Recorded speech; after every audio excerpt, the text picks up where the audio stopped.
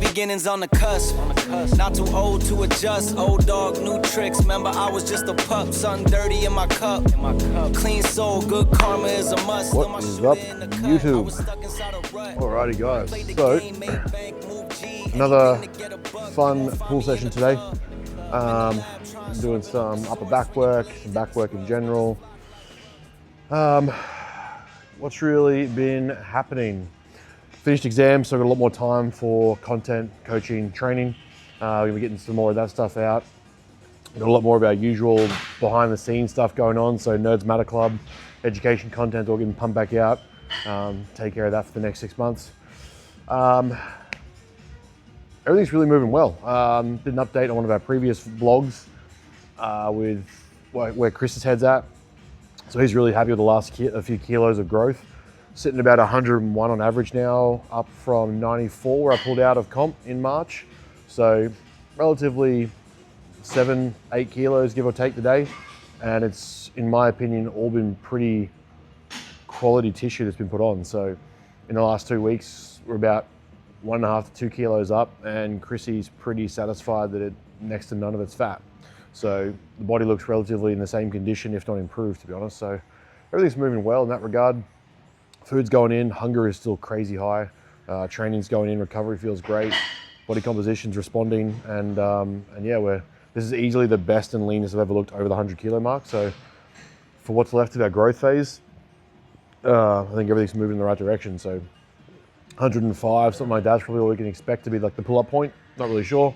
Chris is not phased on a number, just more so where the body's looking and what it's doing. So yeah, everything's working in that regard, moving well finally. So starting to actually feel like I can somewhat maybe call myself a bodybuilder. So we'll go through some warm-ups today. We've got some rows, some pulls, and a little bit of bicep work. So nothing massive, nothing drastic. But again, repetition isn't sexy. It just needs to get done. So let's do it.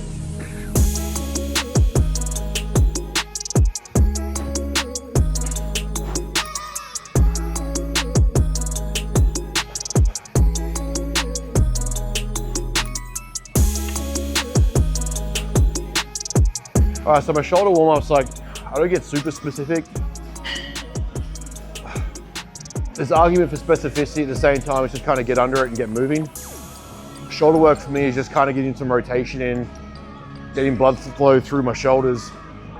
I'll do some stability work, like some briefcase presses, some top-down presses, sorry, whatever you want to call them. I'll do some band work, like my spider crawls, some lateral rotations, some cable pull-throughs, just to make sure that everything is fired up around the shoulder, lats, back, infra, shoulder itself. Even though it's back day, so I can make sure they're kind of healthy and feeling good, because I have had experience of not good shoulders. So using some things like some light-weighted pullovers.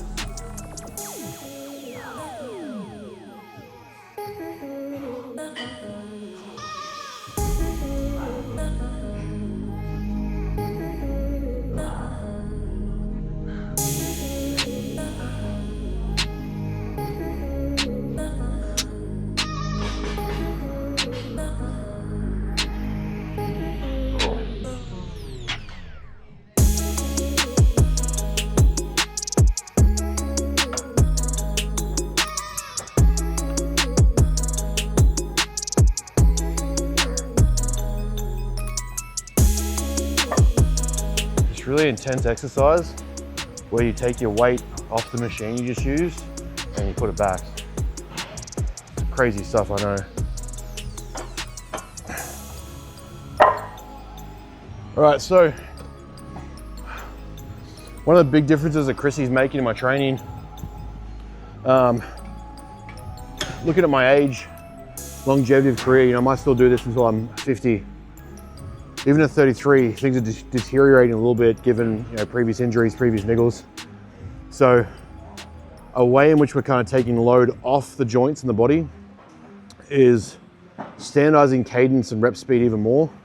That's not perfect yet by any means, but we're looking at more like a 3-second eccentric with a focus on contraction and resisting that sort of free fall bounce back.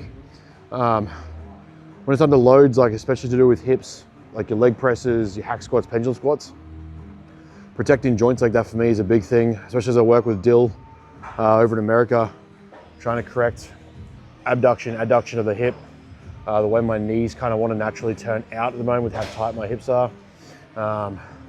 Just doing everything we can to protect that and still grow tissue, stimulate growth, but reduce load a little bit.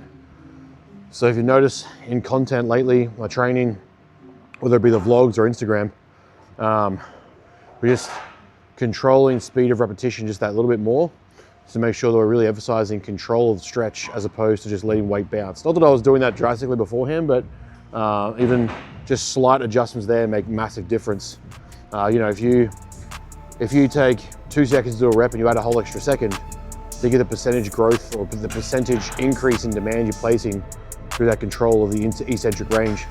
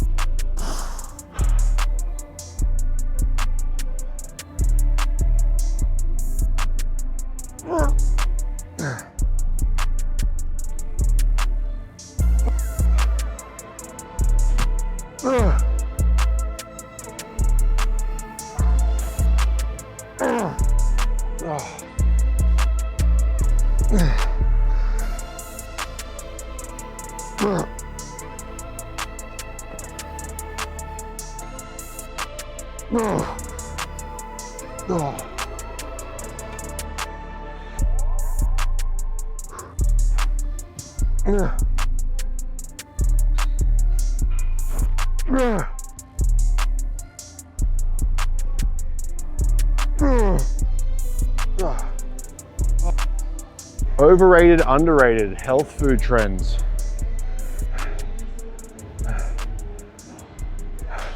Halo Top ice cream is absolutely overrated.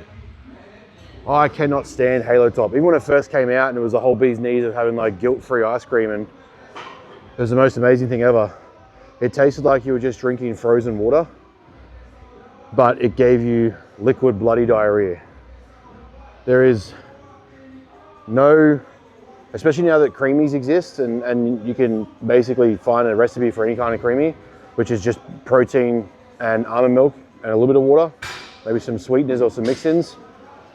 There is no reason in my eyes that anyone uses Halo Top anymore.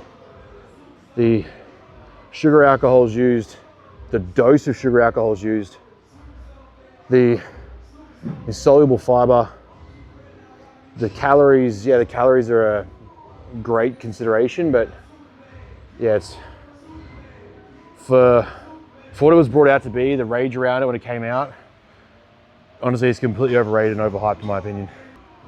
Underrated, overrated, Vegemite.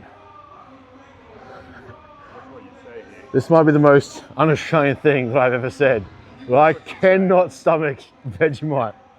It's just like you're eating a yeast infection. I cannot do it. I see people like, it's funny when you watch Americans do the dry scoop challenge and they try to eat Vegemite, but it's no different to be added on toast. I don't care. It tastes exactly the same. I don't care if you put butter with it. I don't care how you do it, but I just cannot stomach Vegemite. Un-Australian. Very un-Australian. You can let the viewers know how disappointed you'll be over Perry. I've been disappointed in him for 3 years.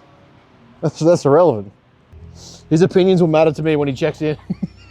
On the day we stop, I'll be...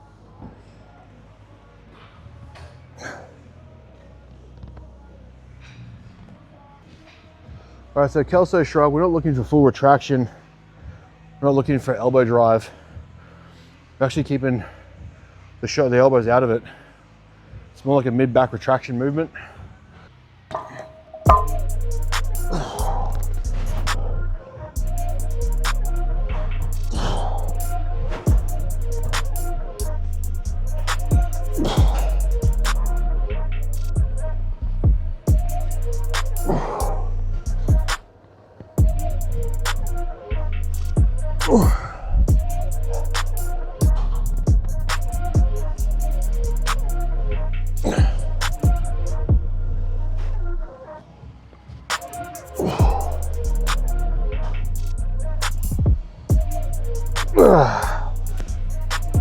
Diet opinions on keto. I've seen that making a resurgence actually lately. And opinions on keto. Unless you have sort of cognitive decline issue, unless maybe you're a type 2 diabetic, a keto diet makes next to no logical sense for anyone.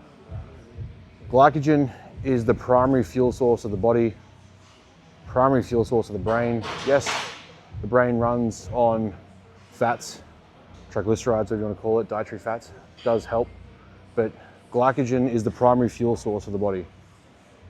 Depriving it of the primary fuel source to make it try and switch between or utilize fats more effectively for fuel, hoping to convert to ketones, use those ketones for energy. It just isn't as straightforward and simplistic as, almost reductionist as the whole claim tries to make it out to be. Yes, eventually you will convert and you will start using fats for fuel. The body has to, like in the presence of a calorie deficit, the body is going to utilize stored energy for fuel. But just because you are using fats doesn't mean it's burning more fat. Just because you are eating fats doesn't mean it's burning more fat when in that state of caloric deficit. When training types that we engage in here utilize glucose or glycogen primarily, the idea is trying to build tissue, to retain tissue, to perform in the gym, to perform on the field, to perform on the track, then trying to substitute your primary fuel source for a secondary fuel source that takes more work to get to doesn't make any logical sense. So the main reason why they brought in or trialed keto diets, which then we somehow hijacked in the fitness industry, was to reduce the severity and frequency of epileptic seizures or epileptic episodes. We've then taken that from hospitals and tried to apply it in a non-functional sense to training and performance. In fact, one of the studies that I do remember on in-field athletes was an AFL player who switched mid-season to a keto-based diet based on his nutritionist suggestions and ended up decreasing on average, I believe he was a rover or a center, total work done in the session to the point where he almost lost his contract during the window of time where he swapped from a standard training diet, I mean it included glycogen, carbohydrates, to keto, almost had his contract ripped up. This is a prime time AFL star. So yeah, that's a very N=1 opinion, but I have not seen a utility to keto for the training environment unless you contain some sort of cognitive issue, developmental issue, or cognitive decline issue that it is intentionally trying to offset.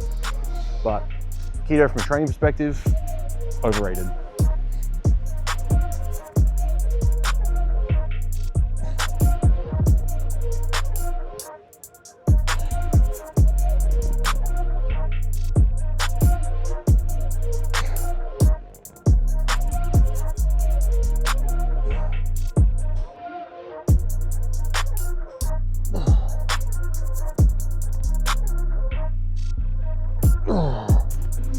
Oh, diet opinions. Carnivore. Overrated. After everything that I've studied, done, learned, implemented, the implication that fruits, vegetables, fiber are not essential to the human function is not only a misappropriation of any evidence, it's intellectually disingenuous, bordering on malevolent, and honestly just downright dangerous, wrong. The only time I've heard someone correctly apply a carnivore diet is when they add in plant matter. So basically, the only way a carnivore diet works effectively is if and when you add fruits, vegetables, and fiber to your diet. There are a few cases where people have implemented carnivore diets in order to reduce chronic diseases or chronic illnesses. They are the outliers. When we look at bell curves, when we look at data distributions, upwards to 3 standard deviations of the population require fruits and vegetables to function as a healthy, thriving human being. The nutrients, vitamins, minerals, nutrients that we get from fruits and vegetables, antioxidants, water-soluble vitamins, things that you need to exist, you cannot get without putting plant matter into your body. So the idea that we as humans function as carnivores is just outright preposterous, outlandish at best. Completely negligent of any nutritional science or evidence. Just the absence of fiber is completely redundant, and it's not redundant, it's retarded. It's just stupid. There is no way, there's no world in which you don't require fiber. The funny part is I often see people try to make these claims whilst they then supplement the things that they're lacking in their diet. Like, yes, carnivore is going to be great in your B vitamins, iron, some major minerals, zinc, but the absence of vitamins around that, things that we know primarily come from plants, from fruit, from vegetables, if you have to supplement the majority of your nutritional diet, your nutritional composition, that's not a diet, that's a restrictive trend or fad, and it isn't actually healthy. So, in my opinion, highly overrated, bordering on for most people dangerous, if not negligent if you prescribe it.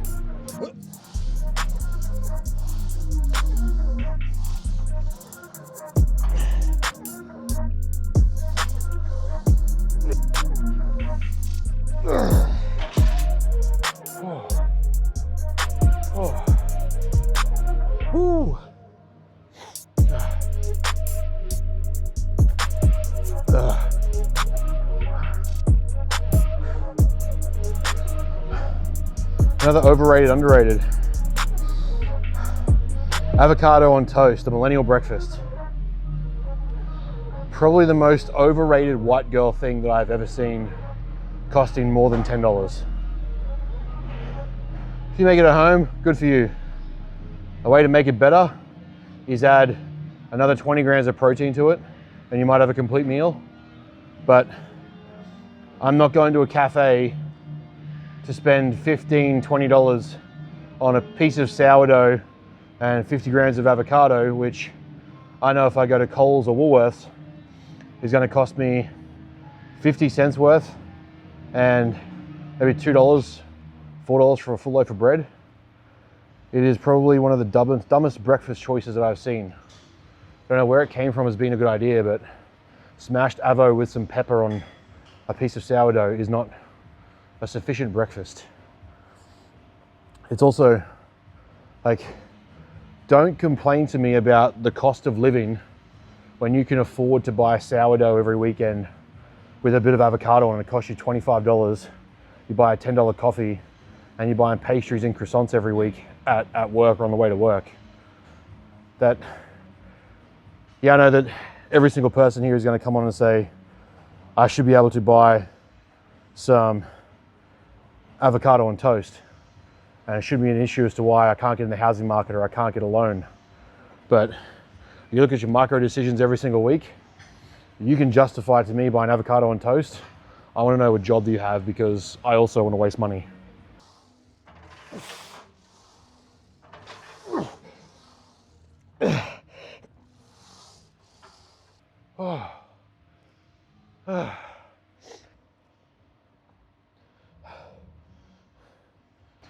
Overrated, underrated, guilt-free desserts and treats. They are so far overrated. If I see someone trying to sell me a like Mars bar version or a like Snickers or a like cheesecake, nothing is better than just having the thing. And oftentimes you see in the caloric constitution of the food, it's denser in fats because someone's trying to use some sort of healthy coconut oil alternative, flaxseed oil alternative to try and make it healthier, but it still jacks up the total calories in the item. You're better off having vegetables and fruit across your day normally, get your meals in, and then spare the calories to have pancakes, to have a chocolate brownie, to have a slice. When I see people trying to justify these treats they make that don't taste anywhere near as good, I don't care how health conscious you are, I don't care how much you're trying to blow smoke up the diet's ass. You cannot have a regular, Granny Smith's pack of chocolate brownies and then say that your homemade healthy treat alternative is anywhere near as good. It's not, and you're lying to yourself. Just have the food that you want, find the calories to get it. If you don't have the calories to eat treats like slices and brownies, you're probably not in a position where you need to eat like treats and brownies. It might be that you need to wait till a period of time where you have more calories, or you've built up the muscle mass and dropped the body fat where you can handle having extra calories to warrant having those foods. But if you're going to try and tell me that a 500 calorie brownie is healthier before bed because it's got chia seeds and flaxseed and walnuts instead of just being the thing that you wanted to have, you're kidding yourself and probably wasting significant amounts of calories on low volume food. I, for certain, in a deficit, would rather have more potato, larger amounts of chicken breast and vegetables than to try and fit in a gluten-free, dairy-free, organic, sweet treat alternative before bed. So in my opinion, highly overrated.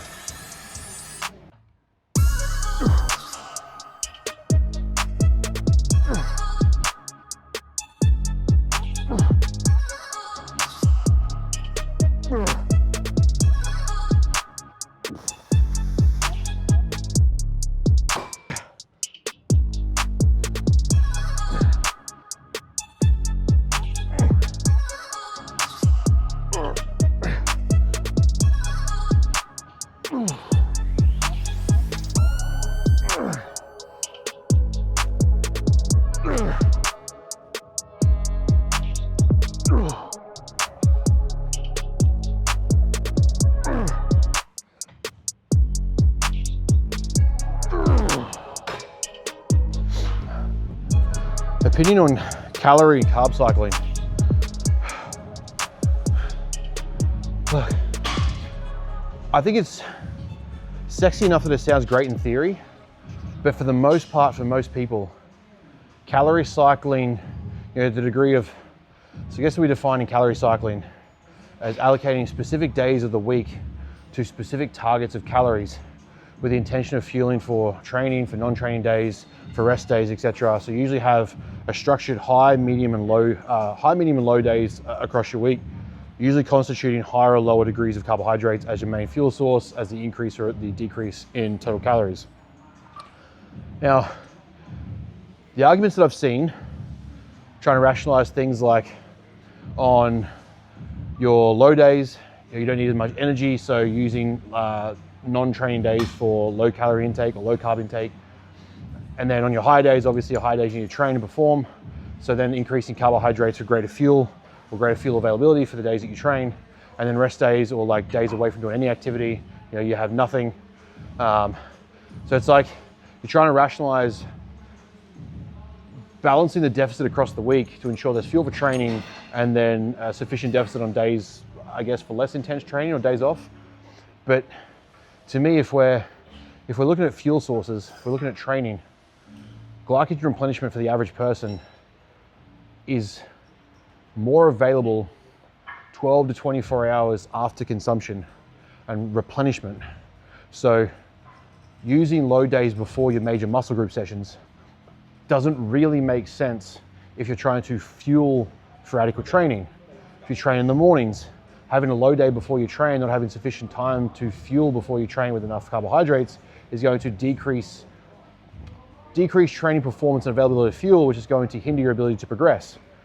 Now, to me, I would rather have clients fuel consistently across the week and ensure they have adequate fuel sources, have adequate fuel available, so that when they do get to training, we can still maintain training performance, we can still maintain a greater degree of stimulus, retain muscle tissue, and drive the deficit across the week on average, then worry about whether or not each day is higher or lower in available carbohydrates. Now, for a more advanced athlete, for a more advanced person where you're trying to drive oxidation on those lower days, or you're trying to drive a greater degree of deficit, sure, it makes sense to a degree. But for the average person, trying to overcomplicate nutrition for them where it gets too nuanced, too complex, trying to understand why they're doing it, trying to implement it, it just becomes a greater degree of noise that is more likely going to hinder compliance in my eye than produce a benefit. If I was to give them high and low days, meaning during the week they have X calories, on the weekends they're very social people and they have 1 or 2 high days on the weekend, sure, that works. But really all that is just understanding your client and applying calories where it's useful, trying to maximize fat loss on some days and replenishment on other days, and driving the calories and calories around in that manner. I just don't really see the utility in the average population.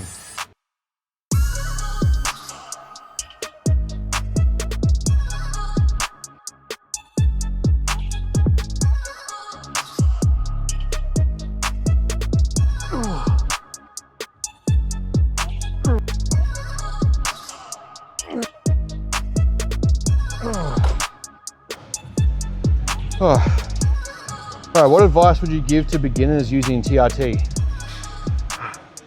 So, TRT is not a cheat code. TRT, testosterone replacement therapy, is not taking anabolic steroids. It's not cheating. It's not going to give you 100% gains or 100% return with no investment and no effort. The best advice you can get when starting out TRT is ensure that all other life skills, parameters, style factors are in line or in place, and that is going to get you the biggest margin of returns in regards to use. Thinking that taking TRT is going to offset the fact that you sleep like shit, eat like shit, train like shit, move like shit, don't get any sunlight, don't get outside, don't get fresh air, don't have sex with your partner, don't spend time with close loved ones and friends and family, is misappropriating the point of using TRT. To try and get us back to regulated normality and base levels of functionality, and then moving towards optimization, TRT is a part of an equation. Trying to isolate that as the thing that's going to give you all the answers, that's going to do all the work for you, is lazy on the behalf of the user. A big thing that we do when we work with people in the TRT space is ensure that all their lifestyle variables are in line, either before it starts or get in line, have it in place as TRT is ramping up. It is not cheating to want to maximize your health. A key point that people fail to understand is that males also experience a midlife sex hormone reduction or shutdown. It's called andropause. The idea that it's cheating to get that back, our test levels back to base levels of operation, I think is disingenuous, dishonest, and unfair to men. But TRT is not going to do all the work for you. It's not going to change your life if you're not doing anything with it properly. So, biggest piece of advice for me is to ensure that you are doing all the things you can to maximize the benefits of TRT. Don't assume that TRT is the answer and going to do the work for you. It doesn't work that way. It never has, it never will. Anyone who thinks like that doesn't understand a thing that they're talking about, and in my opinion, probably shouldn't touch TRT in the first place.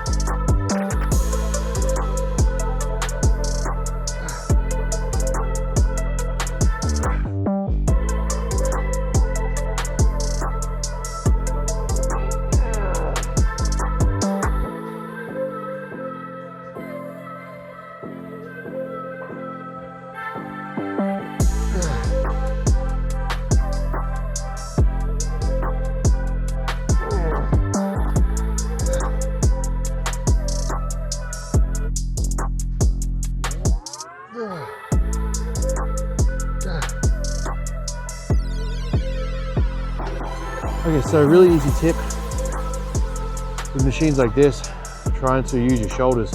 I find that especially for the rear delt, moving like this, what I'm trying to do is almost go into shoulder protraction, push away from the body, and then almost like you're trying to visualize using your knuckles to drag the cable, the bar, or the grip out and away.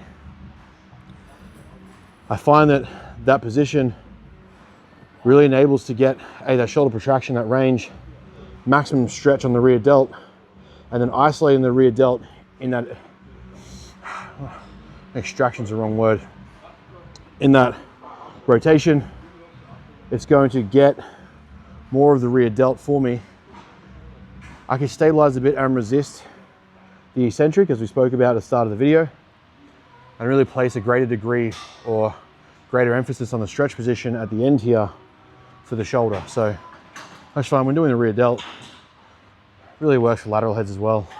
Pushing away, drag, as opposed to trying to just simply flow the weight, trying to throw the weight around, having a straight arm, locking it out, taking the shoulder to as stretch as it possibly can get. All right, so can you actually become resistant or less sensitive to pre-workouts? So the primary driver of a pre-workout is the stimulant profile, right? So you're looking at caffeines, things of a stimulant nature that are going to drive neural wiring, neural firing, excitation. One of the things that the caffeine works on is the adenosine receptor. So basically what it does is decrease your level of fatigue, your ability to generate energy. And yes, it stimulates epinephrine, or as part of the process, stimulates epinephrine. Now, a lot of the time we perceive adaptation to caffeine and stimulants as when we're now becoming adapted to or less sensitive to the ingredient, and therefore need to increase more. The issue is that the caffeine compound in of itself is still going to do its job.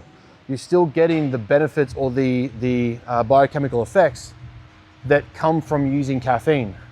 It still has a 4 to 6 hour half-life inside your body that is going to require the body to metabolize it in order to get back to your baseline levels inside your blood. Now, the issue comes when the perception of stimulus decreases, and yes, you can kind of adapt to the feeling of more caffeine, meaning you're going to feel like less is happening from the same dose, but that doesn't actually mean that's what's happening chemically. So what we do to offset that is generally people tend to start having more. They start adding an energy drink to their pre-workout. They start adding a Monster and pre-workout together. They start double scooping. The issue is perceptually you've adapted. You don't feel like it's doing as much, but on an actual biochemical, physiological level, the compound is still doing its job. So you're still accumulating the total dose of the compound in your system that's going to take twice as long, 3 times as long to metabolize and get you back to baseline. When it comes to things like your impacting your sleep quality, the more caffeine you have in your blood by the time you're trying to go to bed, the more awake you're going to be, the less deep sleep you're going to achieve, which is why we try to advise, no less caffeine after 2, 3 o'clock in the afternoon. So trying to improve sensitivity to caffeine whilst you're over consuming, trying to get the maximum benefit out of it while it's impacting your ability to sleep, you're kind of contradicting it and trying to counteract it, and it's going to lead to a decrease in performance of that compound. So keep it into a relative range, ensure that it doesn't disrupt your sleep, and make sure that you're using it sensibly where it's needed, not as a band-aid for the lack of lifestyle control, is probably the best way to maintain sensitivity to caffeine. And then just not being a dick with it as well. You do not need a caffeine with a Monster or a Red Bull on top of it. That's just being silly for silly's sake and thinking it's going to be cool for content. Overrated, underrated, veganism.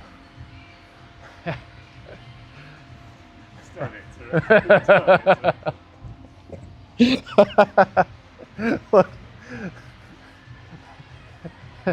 in the infamous words of Luke Lehman, vegans are great if they add meat. That's staying in there. That's all that needs to be said. Veganism is the perfect diet, provided you add meat to it.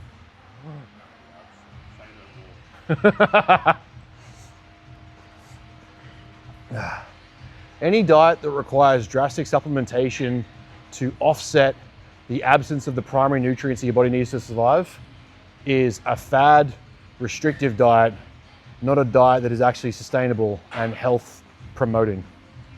Veganism is that exact such diet. Every single one of them presents with symptoms of low iron, iron deficiency, low B vitamins, anemia, energy deprivation. Yeah, it's not an ideal time.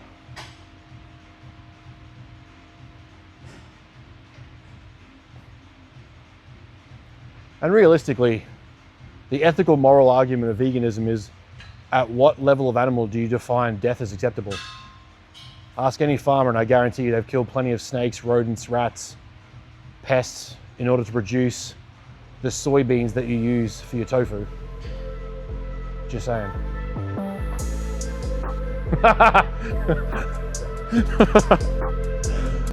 Ah.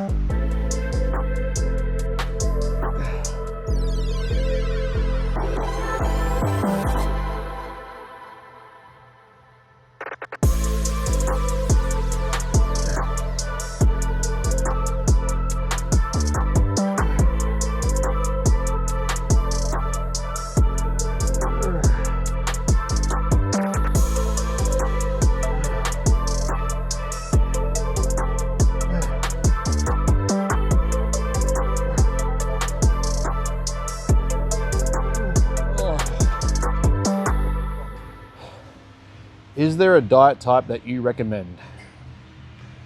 Yeah, the diet type that I recommend is primarily choosing single ingredient foods with minimal processing, minimal manufacturing requirements, that are cooked at home, lean meats, starch carbohydrates, whole grain carbohydrates,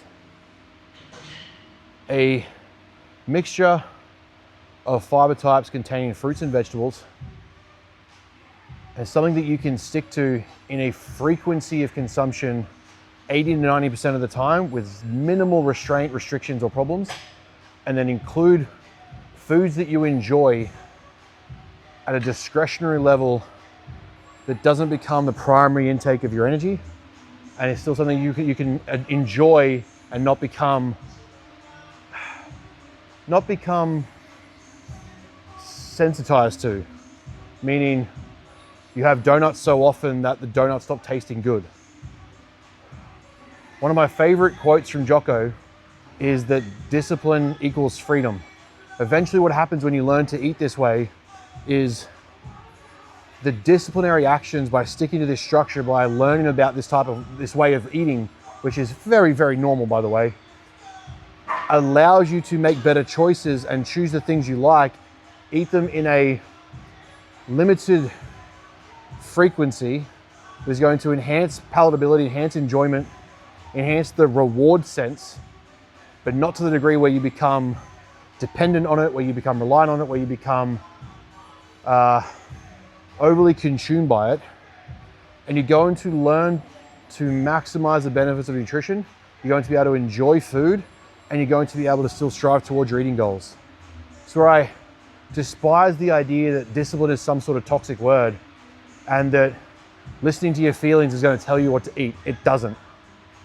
Learning to eat a whole food, nutritious diet that contains a variety of fruit and vegetable sources, a variety of lean meat sources, maximizes amino acid profiles, maximizes starch carbohydrate types, ensures you get fruits and vegetables, and then allows room for some fun foods, is going to offset 90 to 95% of your health problems, especially if it rolls around things like obesity, blood pressure, type 2 diabetes, insulin resistance, nutrient deficiency. It's a no-brainer for me. Weekend drinking, or like partying or clubbing, it used to be for the intention of meaning something. Like the event to go out clubbing, partying, drinking was because you were celebrating and rewarding something that was good, or something really, really bad happened. We go out so frequently now that it's become an expectant behavior and you're the weird one for not doing it. But most of the time people are just doing it to escape a very boring, mundane life that they hate. And they're using alcohol as that coping strategy to get away from it. And then expecting that's what everyone else should do. When it used to be that drinking and going out was to celebrate something.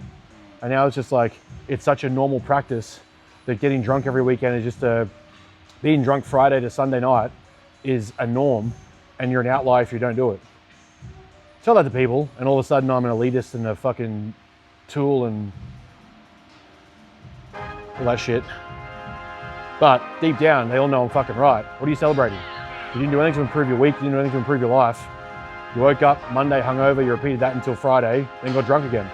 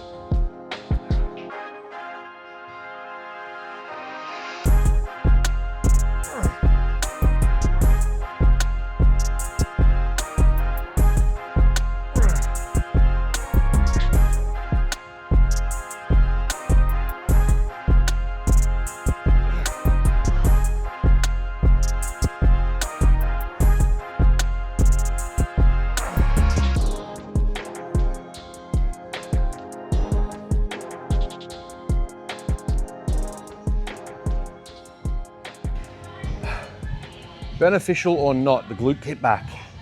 Glute kickback. Look, I think for a lot of females, the glute kickback has been way too overhyped and driven as a primary glute movement.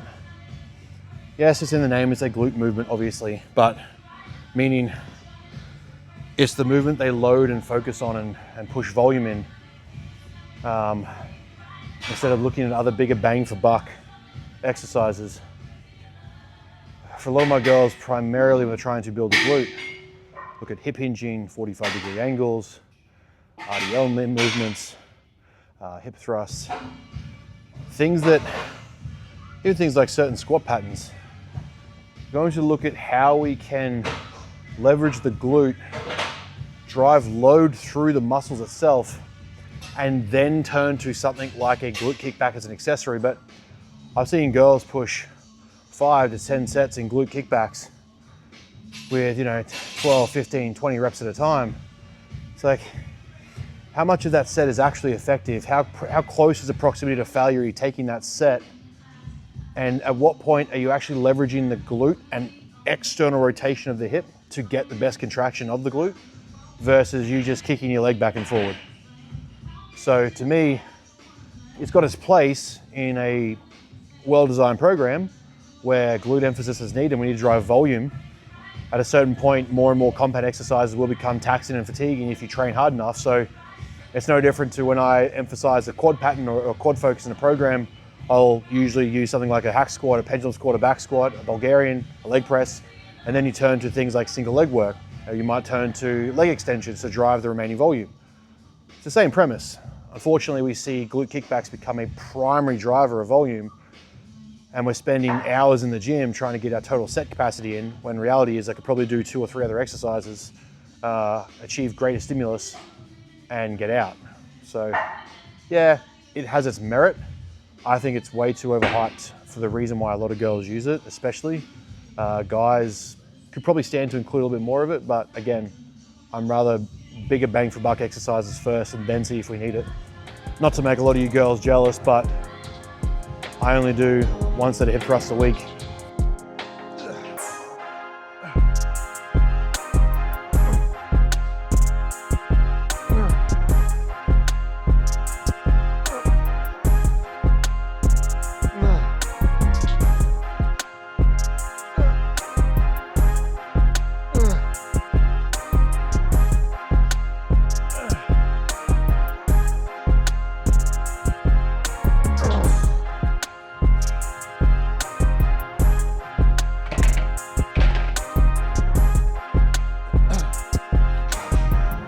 low-fat diets crash testosterone?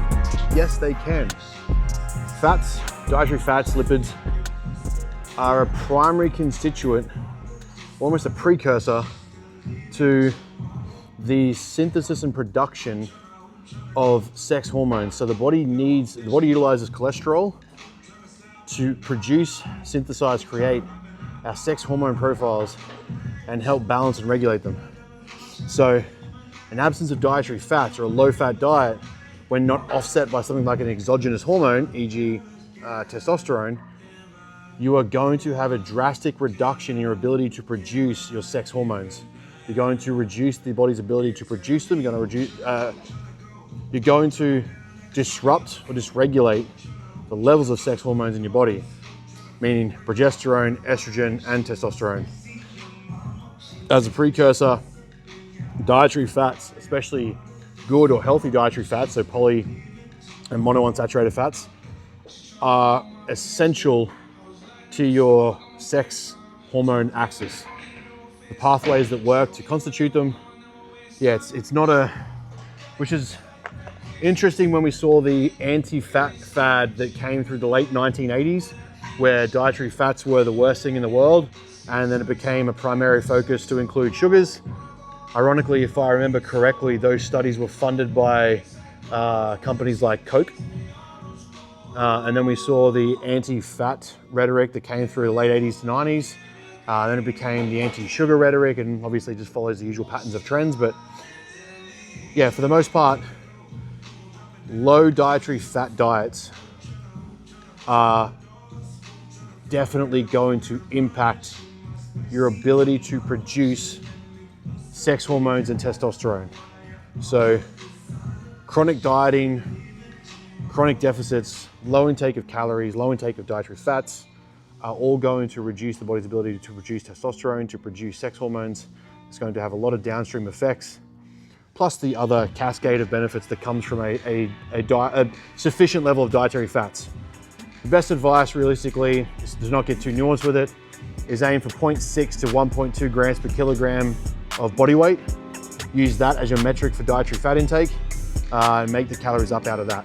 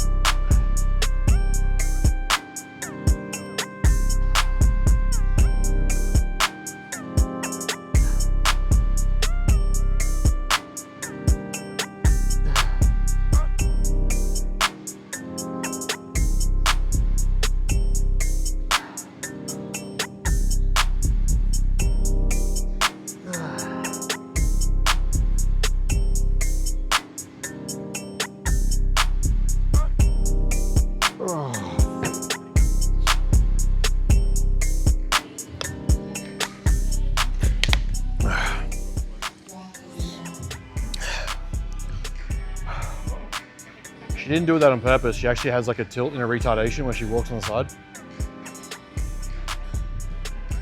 Usually there's drool, patches on the shirt. There's a helmet involved. Bye.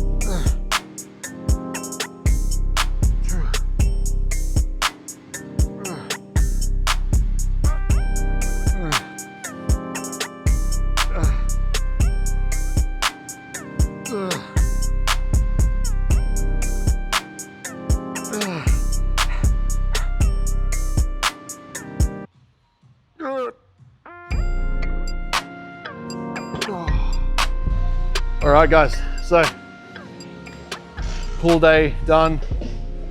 Back work again, as you can kind of see the structure of the program. Chrissy, we're still trying to bring out a lot more rear delt, a lot more shoulders. So create as much taper and thickness as possible, width as possible, bring it to a nice tight waist. It's all kind of going to plan. As you saw again, trying to introduce more control and cadence in my reps, greater control of execution at the back end, or the end range, sorry, the movement. Trying to standardize as much of my movement patterns as possible to reduce pressure on my joints, knees, shoulders, muscles themselves. Just focus on tension as much as we can. We've got Pete on stage in 4 more weeks for show 2. Amy's coming up for her first show. We've got a lot happening over the next 5 weeks. So I'm on my uni semester break. We've got my next subjects planned out. We've got our lecture, our psych lecture to finish off and get published, which is going to be, I want to say it's going to be a big disruptor to the industry, focusing on the education around psychological performance and psychological comprehension in the bodybuilding game. What we need to understand now, it is a version 1.0. The greater I get at my studies, knowledge, application, learning, I'm going to continue to enhance this course, but finished and put out is always better than perfect and not done. So for me, it's a matter of evolving this project over time. We're going to get it out, get it put up, published, maybe even give it away for free for a while, and try to use that to really change the bodybuilding landscape. So that's coming out soon. Most of the groundwork is done now. Brooklyn's prettied it up. I've just got to record it, publish it, finish off a few worksheets. That's going to be a really exciting piece for us and the company future. We've got our America trip now planned out. We know where we're going to be, what we're going to do. So we'll be planning a lot of content ahead of time to make sure we're capturing as much of that as possible.